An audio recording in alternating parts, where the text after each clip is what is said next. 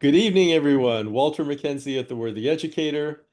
We are proud to have with us tonight the authors of Make Your School Irresistible, Carrie Bishop and Jessica Holloway. Carrie is the head of school at Point Christian Academy in Chattanooga.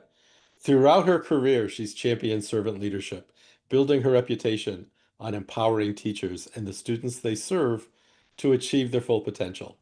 She's been twice honored as the Hamilton County, Tennessee Teacher of the Year. Congratulations. And her passion for the profession knows no bounds. Carrie, wonderful to have you with us tonight. Thank you. Jessica Holloway has built her career on leading through innovative practices that transform professional learning to directly impact student outcomes. She believes in the power of relationships, mentoring and coaching, and the rich human potential that makes the future a promising place for our children. She's a member of the Worthy Educators Speakers Bureau, and she's a champion for ed tech to transform learning spaces for staff and students. Jess, always wonderful to see you. Welcome. It's great to be here tonight. So tonight, the authors are going to focus on welcoming new team members and prioritizing people. Jess and Carrie, take it away. Well, welcome everybody. We're so glad that you're here. And we're gonna get started by kind of getting to know who's here. And I'm gonna work on sharing no, not that screen, this screen. There we go. All right, so we're in session 1. Just a reminder that we do have this over 3 sessions. So tonight we're getting the party started, and it will continue over the next 2 months as we kind of move from our ideas into action. So first of all, we want to know who's who. So we want you to share your name, where you are in the world, and your job title, and something non-school related. So, for example, Jessica Holloway, Chattanooga, Tennessee, instructional coach. Hit me up if you want to drink coffee or get a charcuterie board. That's what we're going with there. So, Carrie, would you like to go next for us? Sure thing. My name's Carrie Bishop, and I live in Chattanooga, Tennessee. I currently serve as the head of schools, like Walter shared, at Point Christian Academy. Hit me up if you want to go hiking. All right. Now, Walter, can people come off mute or can they share in the They chat? can, if they want to use their mic, just raise their hand. If they want to share in the chat, we're text-based. So,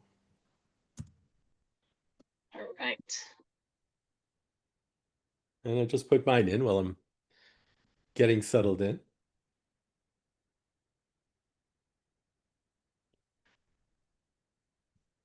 So I see Amanda and Kate and Stephanie, great familiar faces.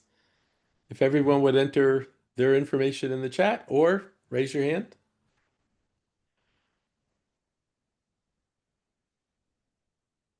And Carrie, I love the video. That's spot on. Who are you? Yes, I think it's always great when we come into any new community, whether it's within our school or a professional community, to understand who's in the room, not only what they do, but who they are and things that they bring to the table, whether that's drinking caffeine all day or visiting certain areas for vacation. Or as Stephanie just put in here, if you want to go to the theater. So sometimes it's good just for some community building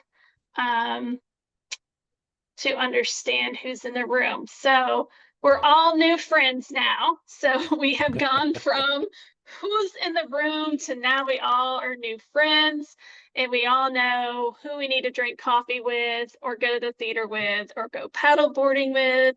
So it's a great just exercise in acknowledging who we have in the room.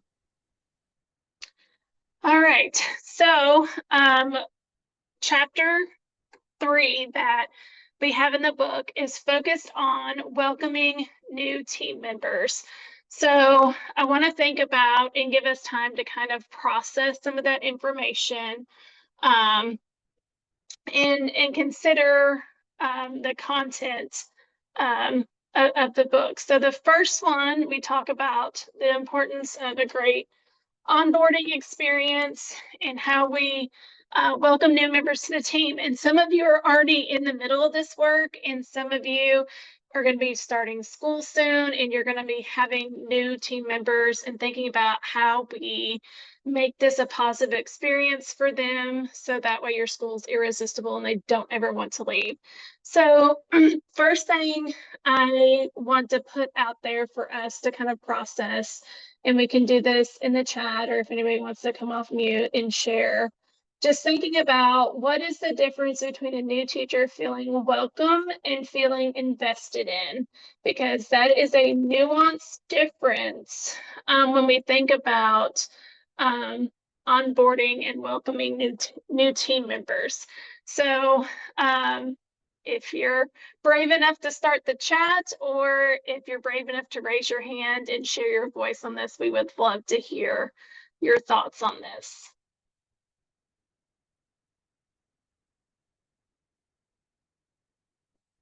Okay, so Stephanie is saying more than just school stuff. Yeah.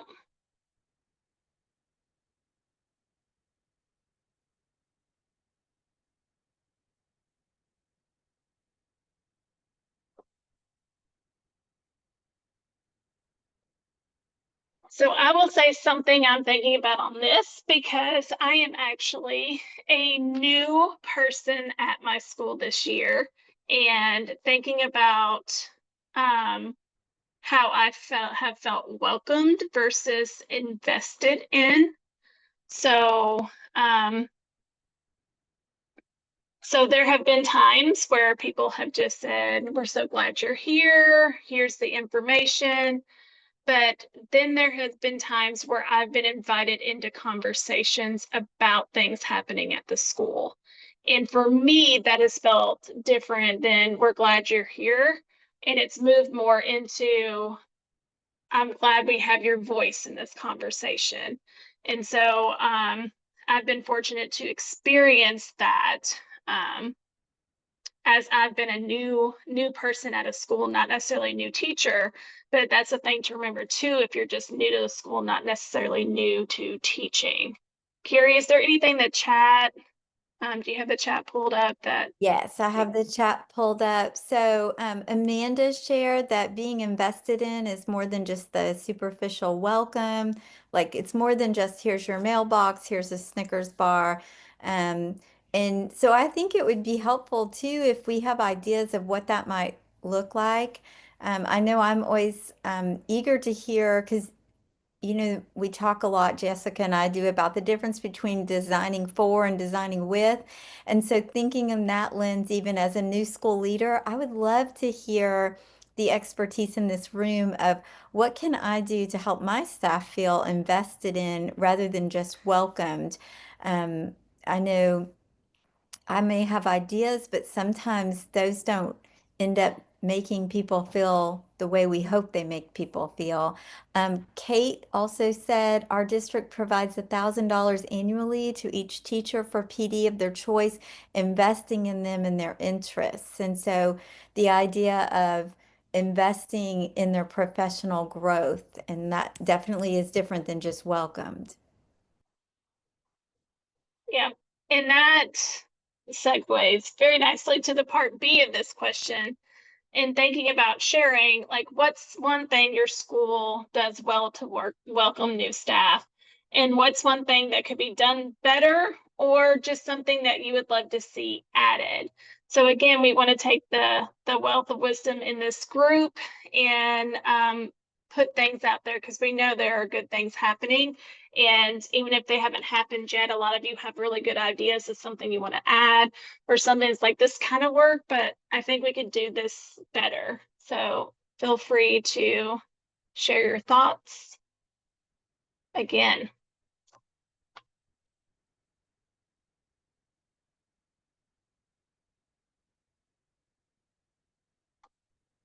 Yeah, Amanda, I really agree. Pairing them with someone,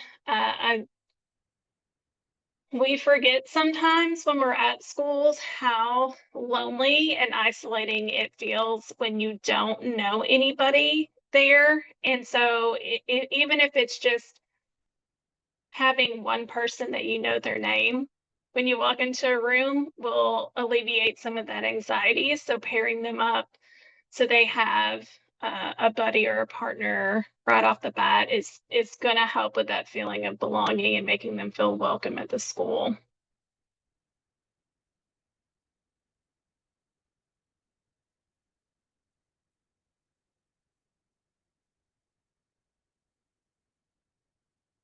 So Stephanie, on what you're sharing there, is that something that is done well or something that you would like to see like done better or added?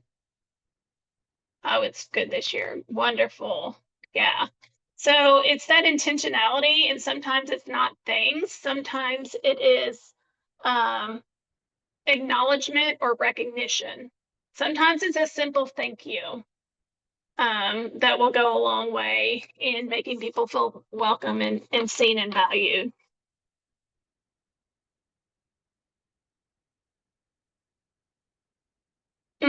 Carrie, we've had lots of conversations on what Kate added here about providing all of the information about alleviating as much anxiety in the unknown.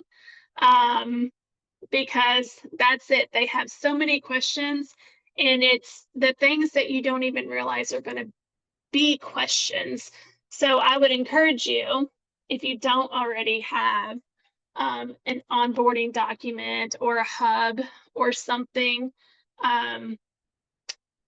when the school year starts and you have a new person at your school, listen to the questions they're asking, because that's the information you need to put in there or add to your onboarding information.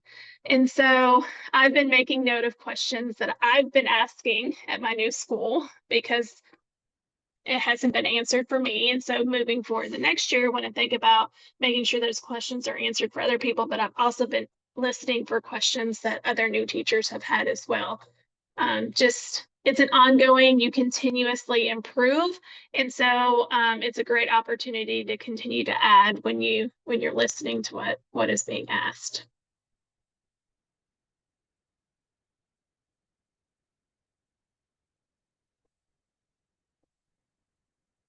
Those are really great ideas. So thinking about how you provide information, so try to proactively answer questions. I did see someone, and now I can't remember the school. And I know we talked about this as well, Carrie. Carrie and I have lots of conversations, so there's probably nothing we're going to talk about that Carrie and I haven't already talked about. But something as simple as like a video of how a car rider line works. And I saw a school that's near me that did a video of their car. It literally had someone riding in the car as they drove through and did the whole process, point of view of what the parent would experience. And so I know this doesn't, but it's a similar kind of situation. The point of view of the person that they're trying to explain it to, not the person, not the administrator standing on the side, but the POV of the person in the car that's going to have the experience. So even thinking about that, a lot of times we record things from the point of view of who we are in the situation instead of the point of view of the person that needs the video is going to be in. So anyway, especially we all have, cameras on our phones, and we don't have to have, GoPro. We can carry our phones above our forehead and give a bird's eye view of what we're doing. But that seems like a simple way to walk around and develop some video clips of information and locations of where they need to be. Because I have gone to the wrong pod in my building 4 times already this year. And it's like I know I'm about to do it wrong when I get there, and I still do it anyway. So not just what is happening, but where things are. Sometimes you don't realize just how much anxiety comes from knowing where things are and going in the correct hallway to get to the right room that you're trying to get to. Any thoughts, Carrie, on this before we kind of shift gears into talking about chapter 4.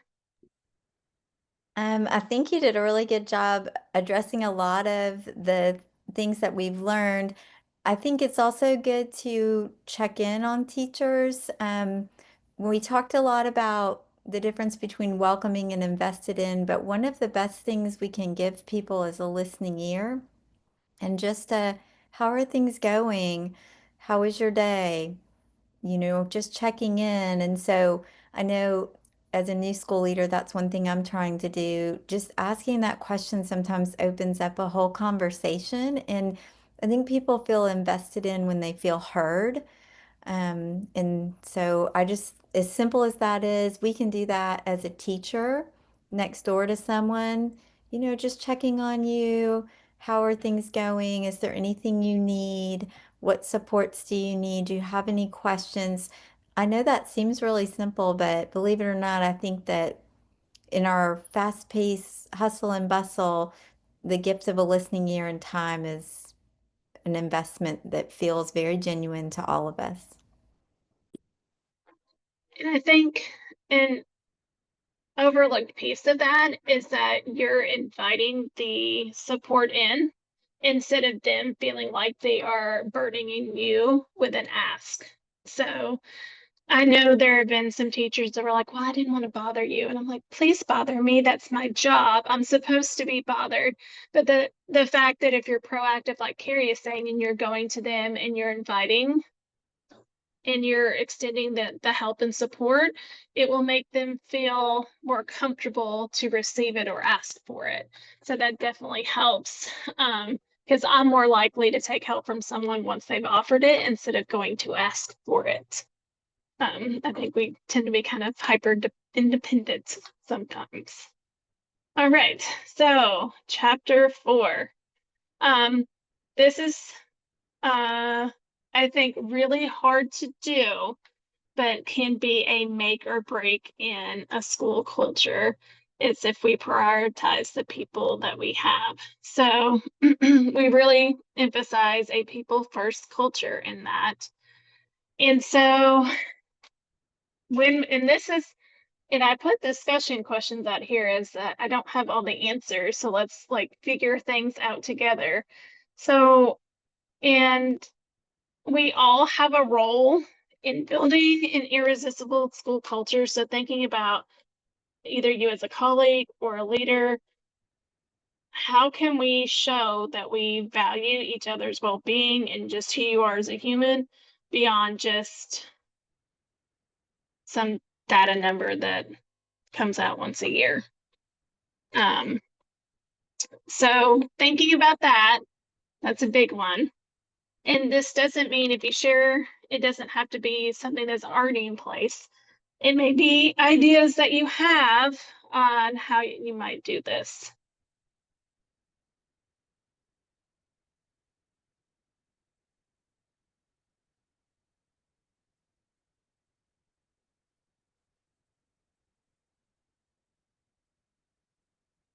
Stephanie said promoting individual strengths and skills, showing that each teacher has and each staff member has a unique role, and nobody can replace the genius that is inside of you. And then Kate said daily walkthroughs to stop and say hi and ask how things are, how they're doing and what they need.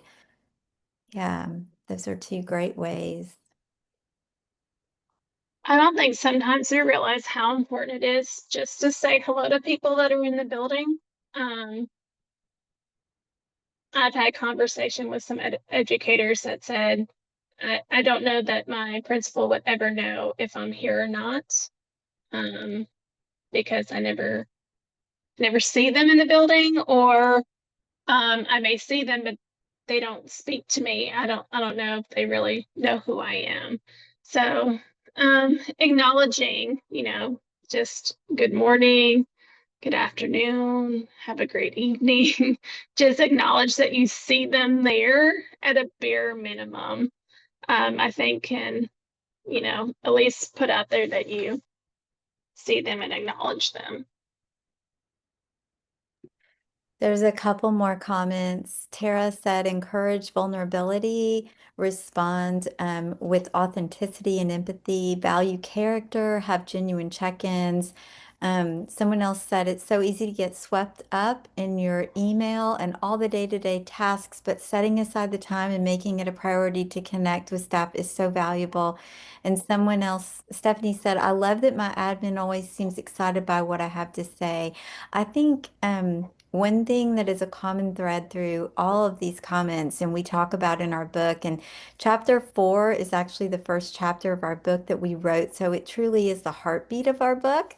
But I will say that, like, you have to be physically present, and you're right, you can't be responding to all the emails all day and be physically present. And one of the things, and I feel like I'm learning this right now, so it's a little bit of a confession, is like figuring out how to get the tasks done and not be up till 11 o'clock every single night, but then also how to, while the kids are there and the teachers are there, how to be physically present with them. And I love that when I enter one of the classrooms, kids are excited, teachers are excited, and they want me to see what they're doing. And I think that I'm communicating a level of investment and a value that I place on what's taking place in the classroom when I choose to go where the learning is happening versus being in my office. And I know I read some research that said that in order to be effective as an instructional leader, you have to be in classrooms 90% of the time. And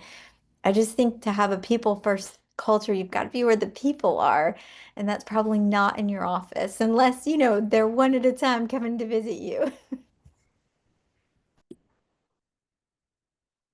Yeah, and I think we can easily get caught up in emails. Um, as soon as we open the inbox, it's not going to end. So I think we have to kind of schedule in time. And I don't know a more frustrating way to start my day than in my email. So I would encourage you to start your day with people and then get to your email. And then you kind of have to triage, what do I have to answer right now? What can I answer in a little bit? And what can just wait? Um, in full confessional, my pinned emails look really bad, but my trick is on Friday. I go back to Monday and I try to make sure that I've answered everything that week, or I make a list of things I still need to address for Monday when I come back in. But I do spot check myself on Fridays to make sure I haven't missed anything over the course of the week. And that has alleviated some stress for me when I come back in on Mondays to know last week is done, or I have to do these 2 things from last week before I move on to the new week. So the next is going to be an interactive activity. And it is one that we talk about in the book, but it's also going to be a way for us just to kind of know who we are and continue to be new friends in our experience here together. So I don't know how many of you are familiar with this. If you've done this before, I will tell you they have revised it. So it's not the same descriptors that it used to be. So we're going to get to know each other as creative beings, which the funny thing about this is that if you go into a room full of adults and you go, in the top 3 adjectives that you would use to describe yourself, how many of you would have used the word creative? In most adults, no one raises their hand, or you might have one person to be like, yeah, I'm creative.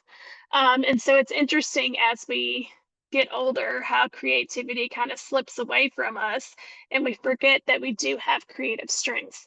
So this is going to be a quick assessment that you're going to do. And I'm going to put the direct link in the chat for you. Um, and once you go there, oh, I got it, Jessica. okay. So many tabs. This is what the screen may look like, or it may be the other screen, but you need to go where it says take the test. You might have a different screen, but I will tell you, don't overthink it. Go with your gut, because if you overthink it, you'll be like, well, some days I'm this, some that. Well, whoever you are today, that's the answer you give it. And when you go through the test, they'll have animations on there. If you're not a patient person, like if you're like, here's my answer, I don't want to watch the animations, you can hit skip over here. If you're like, I don't want to see stuff, you can just hit skip. Otherwise, you can just let it play. It'll take you through your questions. And after you get your questions, I would love for you to add your name to this slide deck so we can figure out who is like personalities and who is going to be good collaborators for each other. And so I just dropped that in the chat, and you'll see there is a slide for every creative type, and there's just a box that says names. If that's yours, then you just type your name in the box after you take a test. Everyone should have editing privileges on that. All right, so I'm going to stop talking for a little bit to give you time to go take the test. You can do it on your phone, whatever, and then add your name to what creative type you are in our slide deck, and then we'll kind of talk through the results of this afterward. So I'll pause, let you take the test. And if you could just type done in the chat to kind of give me an indication that you're ready to move on, that would be super helpful.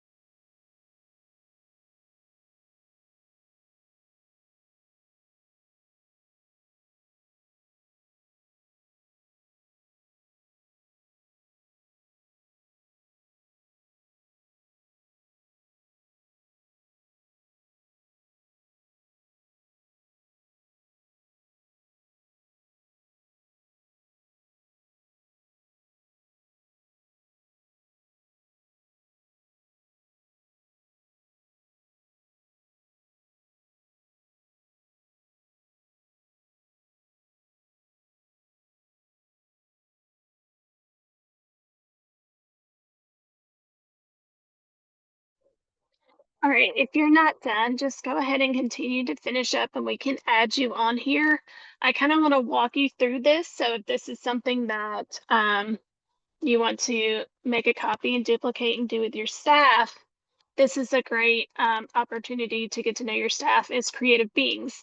We did this at my new school. When you have more people, you tend to get all of the types. Some may only have just a few, but you tend to get all the types as we work through. So another thing that's great about the creative types is it's not reciprocal. Because if you read about yourself, it'll say your creative partner is blank, but it's not a reciprocal need. So everybody needs every creative type to have all of the strengths filled. So the strategist, Amanda, that's you. You're a master of momentum. Your creative partner to fill your kind of deficits to strengthen you would be the guide. So Stephanie would be someone you would need to kind of balance you out and help you grow. And this is someone who is uplifting the human spirit. And if you're a guide, you need the regenerator, the one who adapts and evolves. And like I said, if we had more people, usually you find at least one in a group that'll be each one. Regenerators, they need the luminary. So regenerators need Terra, that someone who's illuminating a more beautiful world. Seems very fitting if you know Terra. And if you're a luminary, you need to have the architect. So Tara, you need me. Sorry. Shocker, surprise. Um, we creative partner very well together. And Kate, I'm not surprised that you were also an architect. So we're the designers of the future. So, but we need, the architects need the alchemists. So transforming from within. So we're transforming outside, but we forget to transform within.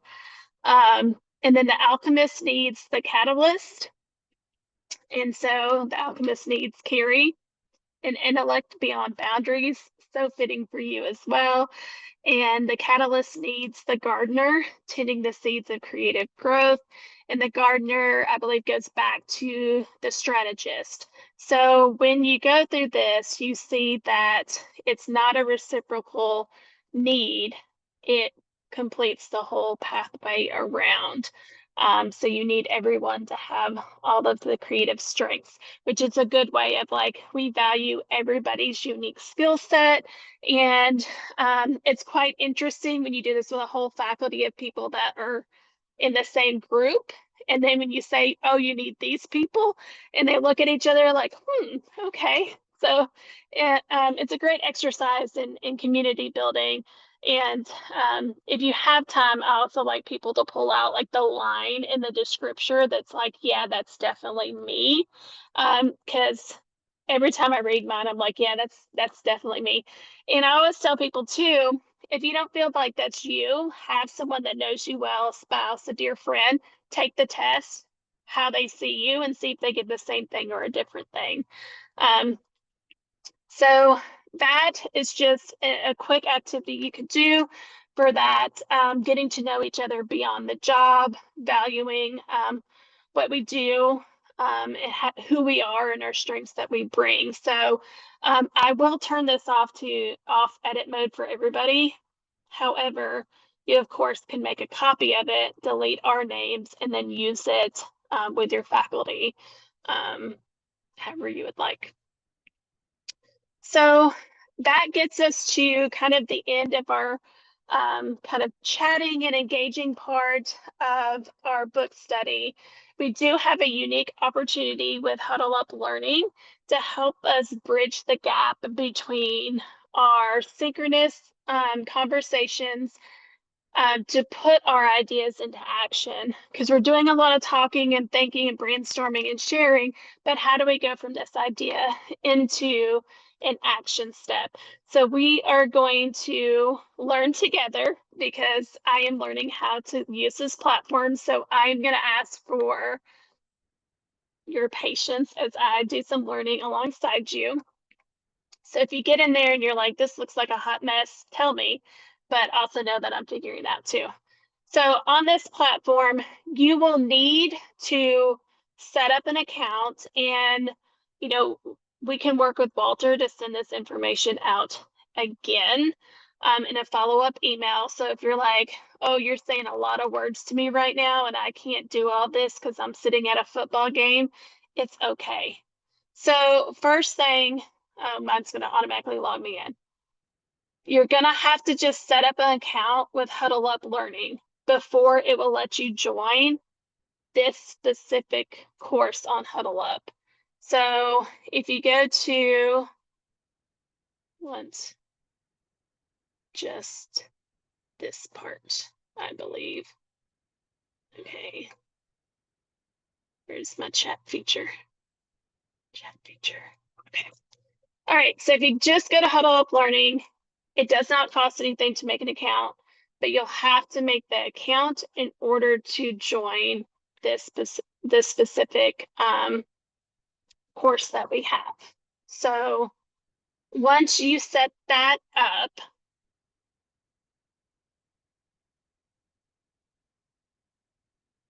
you should be able to click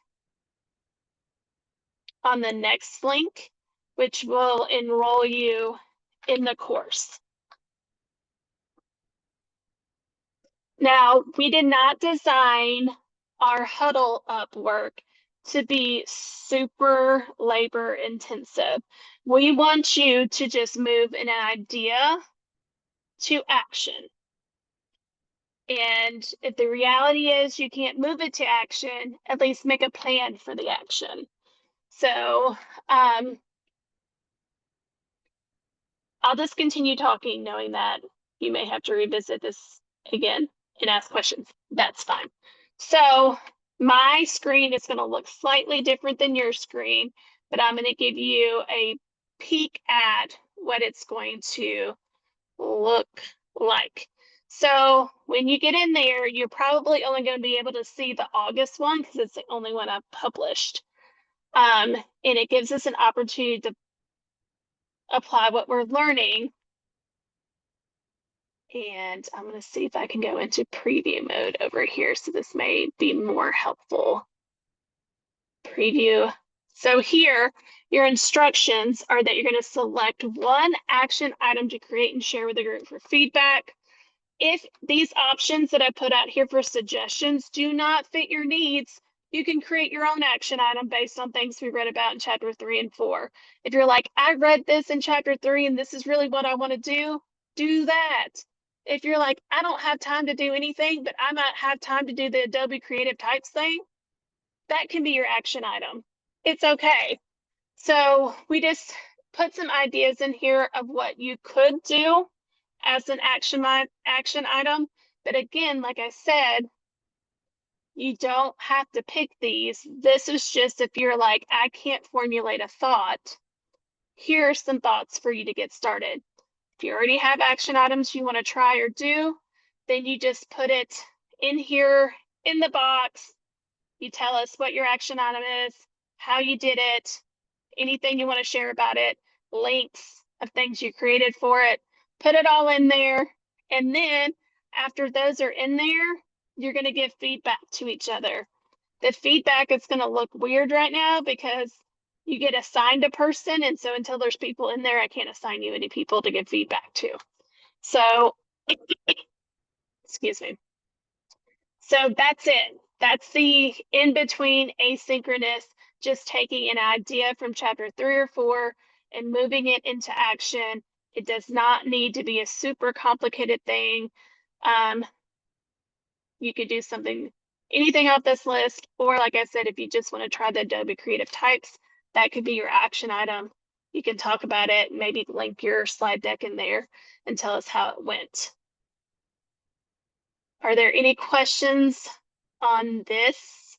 Are we stuck anywhere? Are we okay on that? And like I said, we'll send a follow-up email. So if you're like, I didn't quite get as far as I needed to get going on Huddle Up, we have time, because this is just to help us move from talk to action between now and our next synchronous session, which will be moving into chapters 5, 6, and 7 for the next time. It'll be very similar, and then we'll have another huddle up idea to action task to keep the momentum going in between our sessions. So with all of that being said, thank you. I know it's a gift of time for you to be with us, and it is not lost on Carrie and I that you're spending a part of your evening. We know how precious that is. And so I just want to say I appreciate that you're investing in your own professional growth, and hopefully there are things that you're taking away and moving forward. And we have a contact list if you want to join that. We also have a website if you want to visit that and see where we're going to be, what other opportunities are coming around. And then just a reminder of 2 more sessions coming up, but then we want you to go visit Huddle Up, start moving the needle from idea to action. And then that will give us some reflection on how we start moving the needle and building an irresistible school culture. Well, Jessica, thank you. A fabulous start. And as you just were saying, part 2 of the book study is Thursday, September 18th at 7 o'clock. If you registered for tonight, you don't have to sign up again. We'll send out the login information after we finish up here. And if you'd like to bring a friend, just have them register at theworthyeducator.com/irresistible. So at that, we'll take the rest of the time so people get into Huddle Up and get set up. And as you said, send me the directions and we'll get it out to everybody. Thanks, Jessica, Walter. yeah, thank you both. Thank you for being here. It's great to spend the evening with all of you.